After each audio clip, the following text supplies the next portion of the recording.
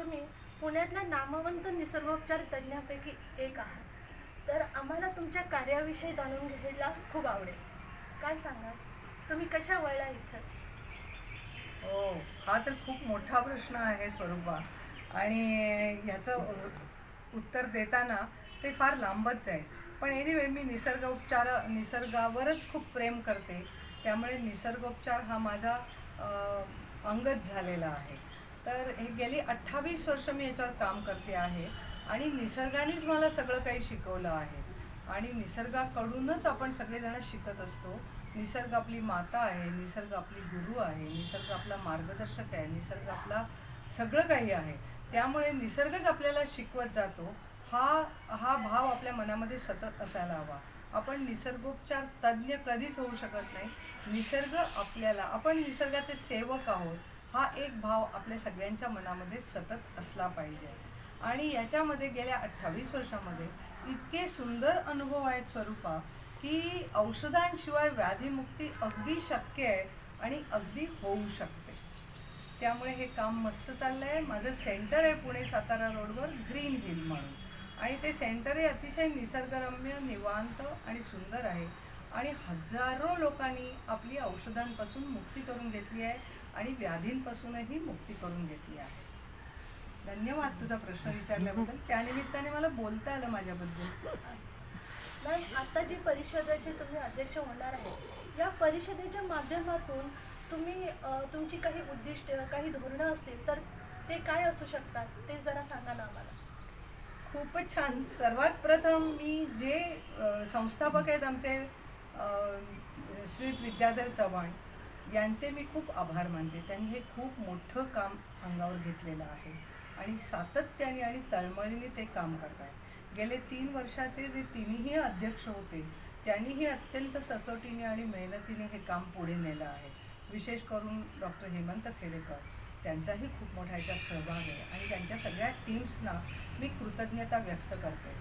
आता यापुढे मात्र यावर्षीचं माझ्यावर जबाबदारी सर्वानुमते दिली आहे आणि मीही त्याचा आनंदाने स्वीकार केला आहे. मला खरोखर आवडेल यासाठी काम करायला.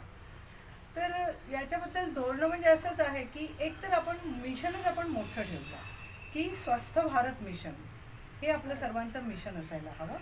दुसरं असं आहे याच्यामध्ये की भारतीय चिकित्सा पद्धती यांना लोकप्रियता मिळालीच पाहिजे. लोकांनी आधी पटकन केमिस्टकडे आणि ॲलोपॅथीच्या डॉक्टरकडे जाण्यापूर्वी आपली भारतीय चिकित्सा पद्धती, मग कोणतीही ती असू, आयुर्वेदापासून होमिओपॅथीपासून नाहीतर आणखी काहीही कोणत्याही चिकित्सा पद्धती असू देत, त्या सगळ्या त्यांनी पहिल्यांदा त्याचा वापर केला पाहिजे. आणि त्यातनं नाही झालं असं होतच नाही. तर त्यातनं त्रास बरा नाही झाला, आजार बरा नाही झाला तरच ॲलोपॅथीकडे वळायला हवं. याला कारणं अनेक आहेत, आत्ता तो विषय नाही आहे. पण माझं असं धोरण आहे की जो निसर्गोपचारक आहे त्याने स्वतःला डॉक्टर न म्हणवता, निसर्गोपचार तज्ज्ञ न म्हणवता मी निसर्ग सेवक आहे असा भाव सतत मनामध्ये आणला तर त्याच्यामध्ये एक प्रकारचा विनम्रता, एक प्रकारची कृतज्ञता निसर्गाबद्दलची ती सतत अभिव्यक्त होईल आणि ती समाजाला आवडेल की मी तज्ज्ञ नाही आणि निसर्गाचं तज्ज्ञ कोणी होऊच शकत नाही. कारण निसर्ग आपली माता आहे, मातेचं कोण होणार आहे, मातेच्या वर कोणी असूच नाही शकत आहे. त्यामुळे मी एक निसर्गाचा सेवक आहे. सेवक म्हणायला काय लाज आहे? आपले प्रधानमंत्री पण म्हणतात की मी प्रधान सेवक आहे. तर सेवक म्हणायला लाजायचं नाही आहे. आम्ही निसर्ग सेवक आहोत आणि निसर्गोपचार पद्धतीने स्वास्थ्य समाजाला मिळावं यासाठी ही जी आमची सगळी मंडळी आहे ती झटत आहेत. आणि त्या सगळ्यांना लोकप्रियतेपेक्षा सुद्धा त्यांना त्यांच्या कामाचं मूल्य म्हणा, त्यांना त्यांच्या कामाचं रेकग्निशन म्हणा, हे समाजात व्हावं हा माझा मुख्य उद्देश असेल. तर या सगळ्या निसर्गोपचारकांची समाजामध्ये एक चांगली ओळख निर्माण व्हावी. आता नुसतीच चांगली ओळख असं चांगले कपडे घालून आणि वर पांढरा कोट घालून किंवा अशी होत नाही.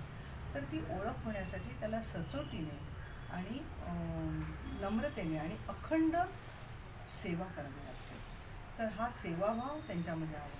तर मला आवडेल की की ह्या वर्षभरामध्ये ना आम्ही निसर्गोपचारांचं जसं आत्ताच सरांशी विद्याधर सरांशी बोलताना जसं CME असायचं ना, कंटिन्युअस मेडिकल एज्युकेशन जसं ॲलोपॅथीच्या डॉक्टरांचं असतं, तसं आपल्या निसर्गोपचारकांचं त्यांनीच नाव छान सुचवलं, CNE असं करूया, कंटिन्युअस नॅचरोपॅथी एज्युकेशन. तर असं आपल्या सगळ्या निसर्गोपचारकांनी, सगळ्या या भारतीय चिकित्सा पद्धतीच्या लोकांनी, तज्ज्ञांनी आपण कंटिन्युअसली आपला स्वाध्याय हा झाला पाहिजे. तर त्याच्यासाठी आपलं माझं आणि विद्याधर सरांचं एकदम एकमत आहे आणि आपण त्यासाठी काही महिने प्रयत्न करू. त्यानंतर मग लोकजागृतीचं काम तर आपल्याला खूप मोठं आहे आणि नुसती जागृती करून नाही तर लोकांना ते चांगले अनुभव आपल्याला देता आले पाहिजे. नुसते हाय क्लेम्स करून उपयोग होणार नाही की मी डायबिटीज बरा करू शकतो, मी कॅन्सर बरा करू शकतो, मी हे बरं करू शकतो, मी गुडघ्याचं. तसं न होता आपल्याला लोकांना एक प्रकारचा त्यांचा विश्वास बसावा असे परिणाम, असा प्रभाव निसर्गोपचाराचा समाजामध्ये आपल्याला देता आला पाहिजे, असा परिणाम देता आला पाहिजे. आणि त्यासाठी आपला स्वाध्याय आणि दुसरं समाजामध्ये जागृती. तर मला असं वाटतं माझ्या ह्या 2 गोष्टी असतील की आपला स्वाध्याय करायचा आहे आणि समाजामध्ये जागृती करायची आहे. आणि त्यासाठी ही जी निसर्गोपचार महाराष्ट्र राज्य स्तरावरची ही जी परिषद आहे ना, याचा अत्यंतिक उपयोग होईल. आणि मला खात्री आहे की नुसतं भारतातच नव्हे तर देशोदेशांमधून देखील आपल्या परिषदेला निमंत्रण येईल, इतकी मला आशा आहे याबद्दल.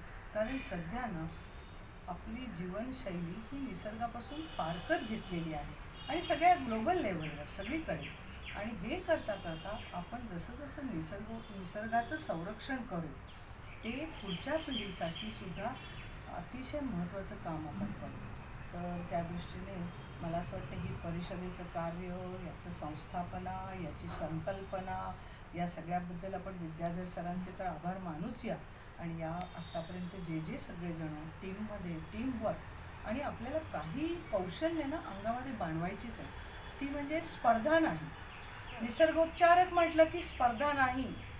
तुम्ही किती चांगले आहात हे मी लोकांना सांगितलं पाहिजे की अरे स्वरूपा याच्यात स्वरूपाची मास्टरी आहे आणि तुम्ही स्वरूपाकडे मी सांगते तुम्ही आरामात जाऊ शकता.